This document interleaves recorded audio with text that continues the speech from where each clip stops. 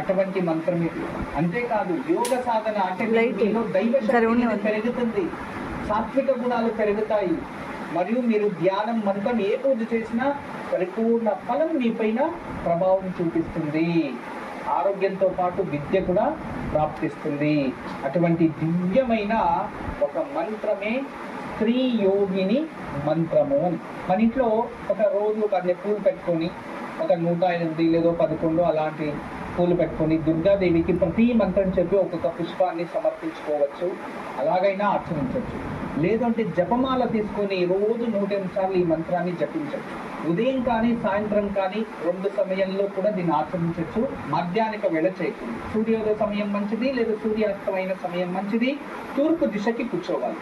లేదు ఇవన్నీ కూడా చేయడానికి కష్టమంటే ఇంట్లో ఒక దీపం వెలిగించి దీపం ముందర కూర్చొని తూర్పు దిశ కూర్చొని చక్కగా దీపానికి పుష్పం పెట్టి నమస్కరించి, అమ్మా యోగిని నన్ను రక్షించు కాపాడు తల్లి అని చెప్పి, దీపం కూడా ఒక యోగిని అలా ప్రార్థించి ఆ దీపం ముందర కూర్చొని చక్కగా మీరు ఈ మంత్రాన్ని జపించవచ్చు.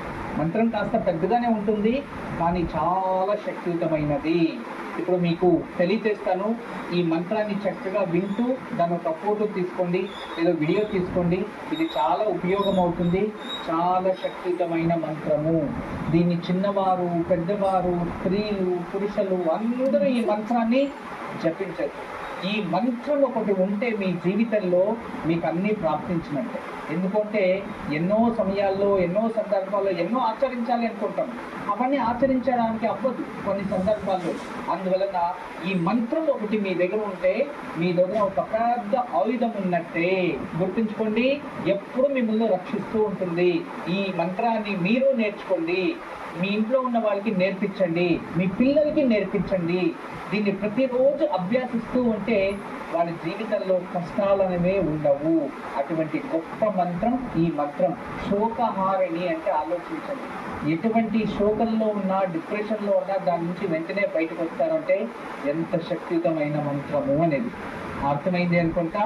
ఈ మంత్రాన్ని చక్కగా రాసుకోండి. ఓం ఘోర రూపిణి సర్వవ్యాపిని మహాయోగిని మమ పాపం శోకం రోగం హర విపక్షం ఛేదయ యోగం మయ్యా పర్య అపర్య